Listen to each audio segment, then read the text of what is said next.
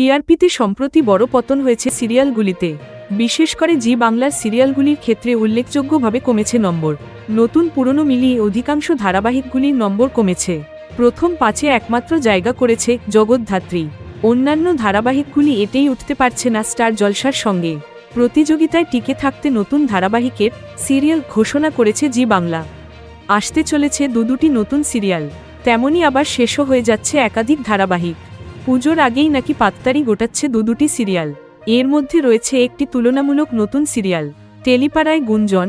পুজোর 1 মাস আগে পরপর 2টি সিরিয়াল শেষ করে দেওয়া হচ্ছে। মিত্তির বাড়ি এবং কোন গোপনে মন ভেসেছে, এই 2টি সিরিয়াল নাকি বন্ধ হয়ে যাচ্ছে। সোমবারই শেষ শুটিং হয়েছে মিত্তির বাড়ির। শেষ দিনের শুটিংয়ে মন খারাপ ছিল সকলেরই। অন্যদিকে সূত্রের খবর, চলতি মাসেই শেষ শুটিং হবে কোন গোপনের।